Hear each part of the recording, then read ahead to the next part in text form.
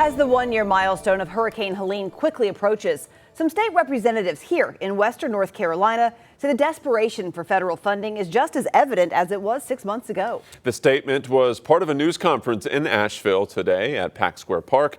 News 13's Mark Liverman was there.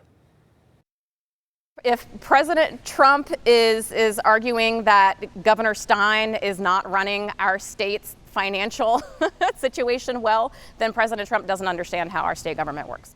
The contentious criticism continues, and so does the need as thousands of Western North Carolina residents still struggle. State Representative Lindsay Prather responding to a recent White House statement which says, in part, President Trump cares deeply about the people of North Carolina who were affected by Hurricane Helene, and Governor Stein's request is evidence that he is unfit to run a state. Our governor has asked for reimbursement of up to 44% of this storm, and so far we have received 6% from the federal government of what the total cost of the storm is. Prather referring to the additional $11.5 billion that Governor Stein's requesting from the federal government in a supplemental disaster bill. At a news conference Wednesday, 3 local representatives argued that 6% is a far cry from the federal funds for other storms. Hurricane Sandy, they got 78% of that storm's damage was funded by the federal government.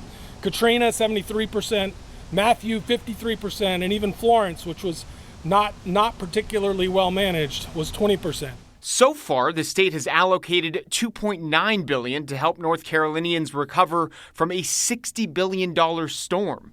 Eric Ager says it's just not nearly enough.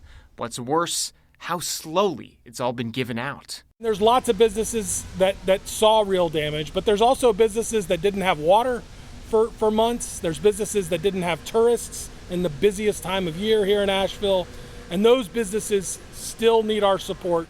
But while the speed at which FEMA funds are fulfilled could always be faster, the Trump administration argues its cost share has lasted longer than any other storm in history.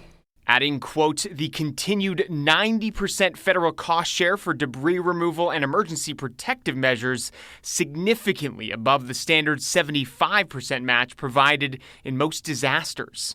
But Prather argues the rhetoric just more of the same. We're going into another tourist season, and so many of these businesses still aren't ready. And so the need is just as bad as it was 6 months ago. In Asheville, Mark Liverman, News 13.